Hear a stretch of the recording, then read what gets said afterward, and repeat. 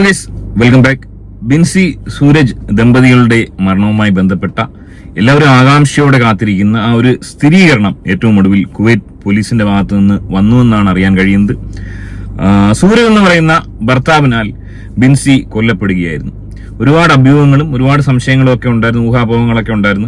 പലരും പങ്കുവച്ചു, ഞാനും ഇന്നലെ പങ്കുവച്ചിരുന്നു. ഇതിൽ മൂന്നാമതൊരാളുടെ ഇടപെടൽ ഉണ്ടായിട്ടുണ്ടോ, അതായത് പുറത്തുനിന്ന് ഒരാൾ അവിടെ എത്തിയിരുന്നു, അവരാണോ ഈ കൊലപാതകത്തിന് കാരണക്കാരെന്നൊക്കെയുള്ള ഊഹാപോഹങ്ങളും ഒക്കെ ഉണ്ടായിരുന്നു. എന്നാൽ അതിനൊക്കെ വിരാമം ഇട്ടുകൊണ്ട് പോലീസ് പറയുന്നത് ഡ്യൂട്ടി കഴിഞ്ഞു വന്ന ബിൻസിയുമായി സൂരജ് വഴക്കുണ്ടാകുകയും അതിനെ തുടർന്ന് സൂരജ് കത്തിയെടുത്ത് ബിൻസിയെ കുത്തുകയും മരണപ്പെട്ടു എന്ന് മനസ്സിലാക്കിയപ്പോൾ കഴുത്തറക്കുകയും ചെയ്തു എന്നാണ് പറയുന്നത്. അതിനുശേഷം സൂരജ് സ്വയം കുത്തി മരിക്കുകയായിരുന്നു. അവിടെയും ഉയരുന്നൊരു ചോദ്യം, ബിൻസിയുടെ കയ്യിൽ എങ്ങനെ കത്തി വന്നു? അതിന് രണ്ട് കാരണങ്ങളാണ്. അതെന്തൊക്കെയാണെന്നുള്ള കാര്യം നമുക്ക് അങ്ങോട്ട് പോകുമ്പോൾ നോക്കാം. എനിവേ, ഇവിടെ എന്തായിരുന്നു മോട്ടീവ്? ഈ ഒരു കൊലപാതകത്തിന്റെ പ്രധാന കാരണം എന്തായിരുന്നു?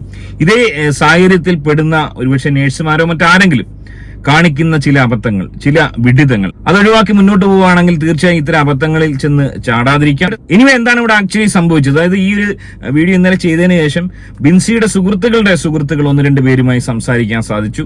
അവരിൽ നിന്നും അല്ലാതെയും ഒക്കെ മനസ്സിലാക്കിയെടുത്ത ചില കാര്യങ്ങൾ, അതുപോലെ തന്നെ ചില ചോദ്യങ്ങൾ നിങ്ങളുമായി പങ്കുവെക്കാൻ ആഗ്രഹിക്കുകയാണ്. ഇത്തരം അനുഭവത്തിലൂടെ കടന്നു പോകുന്ന ആരെങ്കിലും ഉണ്ടെങ്കിൽ മാറി ചിന്തിക്കേണ്ടിയിരിക്കുന്നു. സോ വീഡിയോ ഒന്ന് ലൈക്ക് ചെയ്ത് മറ്റുള്ളവരിലേക്ക് ഷെയർ ചെയ്ത് ചാനൽ ഒന്ന് സബ്സ്ക്രൈബ് ചെയ്ത് കാണാൻ ശ്രമിക്കുക. ഇവിടെ മനസ്സിലാക്കുന്നത് ബിൻസിയും സൂരജുമായി അവർ ഒരുമിച്ച് ഡൽഹിയിൽ ജോലി ചെയ്യുകയായിരുന്നു. 2011-14 കാലഘട്ടങ്ങളിൽ ഒരുമിച്ച് ഡൽഹിയിൽ ജോലി ചെയ്യുന്നു. ബിൻസി BSc നേഴ്സാണ്. സാമ്പത്തികമായി ഉയർന്ന കുടുംബമാണ്, വളരെ ഉയർന്ന കുടുംബമാണെന്ന് പറയുന്നു. സൂരജ് GNM പഠിച്ചതാണ്. അതായത് സാമ്പത്തികമായി അത്ര മെച്ചപ്പെട്ടല്ലാത്ത സാധാരണ നിലയിലുള്ള ഒരു കുടുംബമായിരുന്നു സൂരജിന്റെ. അവിടെ വെച്ച് ഇവർ തങ്ങളിൽ പ്രണയത്തിലാകുന്നു. ആ പ്രണയം വളരുന്നു. അതിനുശേഷം ബിൻസി കുവൈറ്റിലേക്ക് മികച്ച ജോലി നേടിപ്പോകുന്നു. മിനിസ്ട്രിയിലാണ് ജോലി കിട്ടുന്നത്. അവിടെ ബിൻസിക്ക് ഏതാണ്ട് 2.5 ലക്ഷം രൂപയോളം ശമ്പളം ലഭിക്കുന്നു എന്നാണ് മനസ്സിലാക്കാൻ സാധിക്കുന്നത്.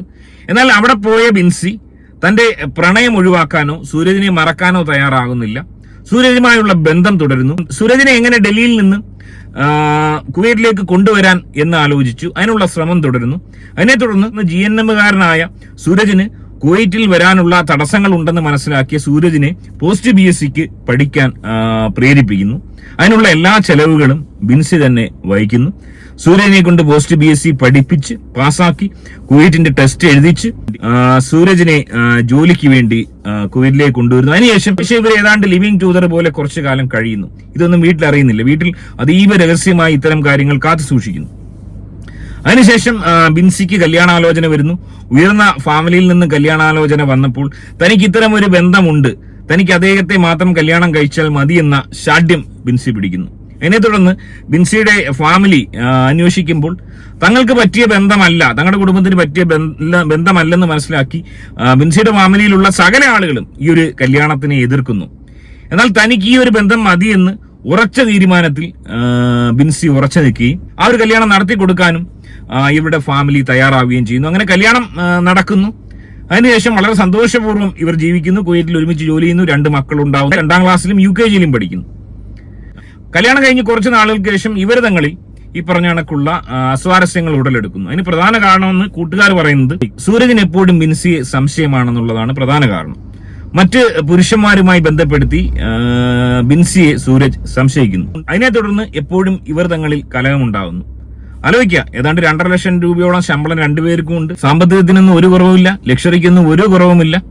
എന്നാൽ ഒരു സംശയ രോഗം ബലപ്പെട്ടതിന്റെ അടിസ്ഥാനത്തിൽ നിരന്തരമായി ഇവർ തങ്ങളിൽ കലഹമുണ്ടാകുന്നു. കൂട്ടുകാരുടെ അഭിപ്രായത്തിൽ ഇതൊരു സംശയം മാത്രമായിരുന്നു. ബിൻസിയുടെ ഭാഗത്തു നിന്ന് അത്ര തെറ്റുകളൊന്നും ഉണ്ടായിട്ടില്ല എന്ന് തന്നെയാണ് ബിൻസിയുടെ സുഹൃത്തുക്കൾ ഇപ്പോഴും പറയുന്നത്. ഇത് സൂരജിന്റെ സംശയം മാത്രമായിരുന്നു. ചില ആളുകളെ വെച്ച് സൂരജ് ബിൻസിയെ സംശയിക്കുമായിരുന്നു. ഏറ്റവും ഒടുവിൽ ഈ ഒരു കൊലപാതകത്തിലേക്ക് നയിച്ചത് എന്താണെന്ന് പരിശോധിക്കുകയാണെങ്കിൽ ബിൻസിക്ക് കുവൈറ്റിൽ നിന്നും ഓസ്ട്രേലിയയിലേക്ക് പോകണമെന്നുള്ളൊരു ആഗ്രഹം ഉടലെടുക്കുന്നു. നമുക്കറിയാം, കുവൈറ്റിൽ ഏതാണ്ട് 2.5 ലക്ഷം രൂപയോളം ശമ്പളം ലഭിക്കുന്ന, ഇനി ഒരുപക്ഷെ ജോലിക്ക് ഏറ്റവും കിട്ടാൻ സാധ്യതയുള്ള ഒരു വ്യക്തിയെ സംബന്ധിച്ച് ഓസ്ട്രേലിയയിലേക്ക് പോകേണ്ട ആവശ്യമില്ല. ഓസ്ട്രേലിയയിൽ ഒരുപക്ഷെ ഇതിന്റെ ഇരട്ടി ശമ്പളം കിട്ടുമെങ്കിലും ഈ രീതിയിലുള്ള ഒരു സേവിങ്സ് സാധ്യമല്ല. അവിടുത്തെ ടാക്സ് ഒക്കെ അടച്ചതിന് ശേഷം കുവൈറ്റ് പോലെ പൈസ സേവ് ചെയ്യാനൊന്നും ഓസ്ട്രേലിയയിൽ സാധ്യമല്ല. എന്നാൽ ഈ പറഞ്ഞ കണക്ക് കുട്ടികളുടെ അടക്കം വിദ്യാഭ്യാസം മികച്ച രീതിയിലാക്കാനും നല്ലൊരു മൈഗ്രേഷനും അത് സഹായിക്കുമെന്നുള്ളത് കൊണ്ട് ബിൻസി ഓസ്ട്രേലിയയിലേക്ക് പോകാൻ തയ്യാറെടുക്കുന്നു. എന്നാൽ ഈ ഒരു വിഷയത്തിൽ സൂരജ് ബിൻസിക്കെതിരായിരുന്നു. ബിൻസി ഓസ്ട്രേലിയയിലേക്ക് പോകുന്നത് തന്നെ പിരിയാനുള്ള ഒരു പോംവഴിയാണെന്ന് സൂരജ് സംശയിക്കുന്നു എന്നാണ് മനസ്സിലാക്കാൻ സാധിക്കുന്നത്. ഇതിനെ തുടർന്ന് സൂരജിന്റെ സുഹൃത്തുക്കളോടും ബിൻസിയുടെ ചില സുഹൃത്തുക്കളോടും സൂരജ് പറഞ്ഞിരുന്നു അവളെ ഓസ്ട്രേലിയയിലേക്ക് വിടില്ല, അതിനു മുമ്പ് താൻ അവളെ വകവരുത്തുമെന്ന് സൂരജ് സൂചിപ്പിച്ചതായും പറയുന്നു. ബിൻസിയോട് തന്നെ പലതവണ ഞാൻ നിന്നെ ഓസ്ട്രേലിയയിലേക്ക് വിടില്ല, അതായത് സൂരജ് അവിടെ സംശയിച്ചിരുന്നത് ബിൻസിക്ക് മറ്റൊരാളുമായി അവിഹിത ബന്ധമുണ്ട്, അയാളുമായി തന്നെ കുവൈറ്റിലേക്ക് കൊണ്ടുവന്ന പോലെ അയാളുമായി ഓസ്ട്രേലിയയിലേക്ക് ചേക്കേറി തന്നെ ഒഴിവാക്കാൻ ഉള്ള പ്ലാനിംഗ് ആണെന്ന് സൂരജ് സംശയിച്ചിരുന്നു.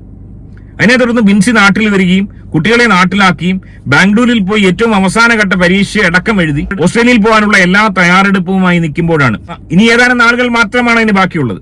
ആ ഒരു അവസരത്തിലാണ് ഫ്ളാറ്റിൽ വെച്ച് ഈ ഒരു കലഹം ഉണ്ടാക്കി ബിൻസിയെ വകവരുത്തുകയും ചെയ്തത്.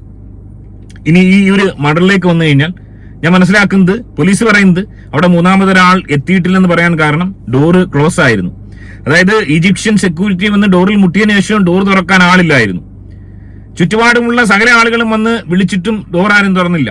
അതിനെ തുടർന്ന് പോലീസ് എത്തി. പോലീസ് ഡോർ കുത്തിപ്പൊളിച്ചാണ് അകത്ത് കയറിയത്. രാത്രി ബിൻസിയുടെ അലർച്ച കേട്ടെന്നും പറയുന്നു. എന്നാൽ സൂരജിന്റെ മരണപ്പെടുമ്പോൾ സൂരജിന്റെ അലർച്ചയോ വിളികളോ ഒന്നും കേട്ടതായി പറയുന്നില്ല.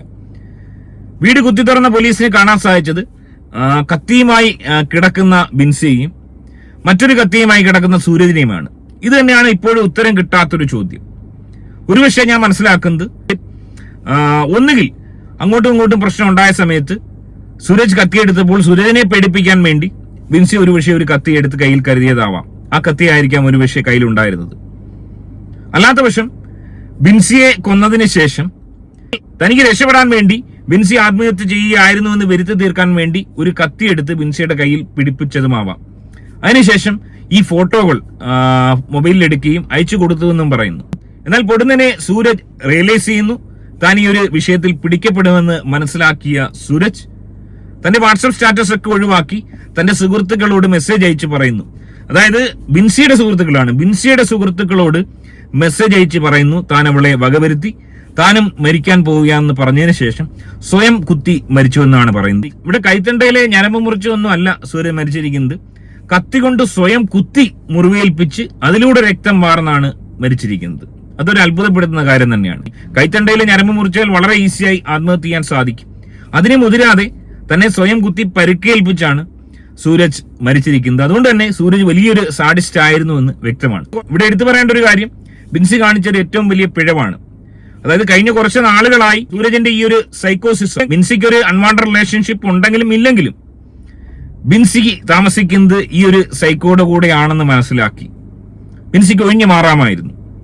കുട്ടികളെ ഇവിടെ ആക്കി തിരിച്ചു പോയതിനു ശേഷം എങ്കിലും സൂരജിനെ മാറ്റി മറ്റൊരു സ്ഥലത്ത് തങ്ങളുടെ സുഹൃത്തുക്കളോടൊത്ത് താമസിക്കാൻ ശ്രമിക്കണമായിരുന്നു. വീണ്ടും ഇവനോടൊപ്പം, അതായത് തന്നെ കൊല്ലുമെന്ന് നിരന്തരം ഭീഷണിക്ക് ഉൾപ്പെടുത്തിക്കൊണ്ടിരിക്കുന്നു. അതിനുശേഷം ഇവര് സുഹൃത്തുക്കളാവുമെന്നും പറയുന്നു. വഴക്കൂടി വലിയ പ്രശ്നങ്ങൾ ഉണ്ടാക്കിയതിനു ശേഷം പിന്നീട് തോളിൽ കൈയിട്ട് പോകുന്നത് കണ്ടുവെന്നും പറയുന്നു. സോ ഇത്തരം ക്യാരക്ടറുള്ള ഒരാളെ വിശ്വസിച്ച് പിന്നെയും അവിടെ തുടർന്നത് ഏറ്റവും വലിയ വെല്ലുവിളിയായി. ജീവിതം തന്നെ ഒടുങ്ങുന്നതിന് കാരണമായി. താൻ തന്നെ മുൻകൈ എടുത്ത് പഠിപ്പിച്ച് പ്രണയിച്ച് കല്യാണം കഴിച്ച് സ്വന്തമാക്കി 2 കുട്ടികൾക്ക് ജന്മം നൽകുകയും ചെയ്തു. ആ ഒരു വ്യക്തിയിലൂടെ തന്നെ മരണപ്പെടാൻ ബിൻസിക്ക് ദുർവിധി ഉണ്ടായിരുന്നു എന്നുള്ളതാണ് ഏറെ ദുഃഖിപ്പിക്കുന്നത്. ഒരുപക്ഷെ ബിൻസിയുടെ വീട്ടുകാർ ഇപ്പോൾ ഏറെ ദുഃഖിക്കുന്നുണ്ടാവും. തങ്ങളുടെ വാക്ക് കേൾക്കാനോ സ്വന്തം ഇഷ്ടപ്രകാരം കല്യാണം കഴിക്കുകയും ഈ ഒരു ദുർവിധി ഉണ്ടാകുകയും 2 മക്കൾ അനാഥമായതിന്റെയും പേരിൽ ഏറെ ആ ഒരു ഫാമിലി ദുഃഖിക്കുന്നുണ്ടാവും. എനിവേ, ബിൻസിക്ക് ഒരു പരിധിവരെ ഈ ഒരു വിഷയം ഒഴിവാക്കാമായിരുന്നു. ഇത്തരം സമാന അനുഭവങ്ങളിലൂടെ കടന്നുപോകും സംശയരോഗമുള്ള സൈക്കോകളുടെ കൂടെ ജീവിക്കുന്ന ആണോ പെണ്ണോ ആയിക്കോട്ടെ, അവർ ഒന്നുകൂടി അലേർട്ടായി ഒന്നുകൂടെ വിജിലന്റ് ആയിരിക്കുന്നത് വളരെ നന്നാവും. മാറി ചിന്തിക്കേണ്ടിയിരിക്കുന്നു. എനിവേ, ഈ വിഷയത്തിൽ നിങ്ങളുടെ അഭിപ്രായം കമന്റായി രേഖപ്പെടുത്തുക. ആദ്യമായി ചാനൽ കാണുന്നവർ ഒന്ന് സബ്സ്ക്രൈബ് ചെയ്തിട്ട് കാണുക. മറ്റൊരു വീഡിയോ ആയിട്ട് കാണാം. ബൈ.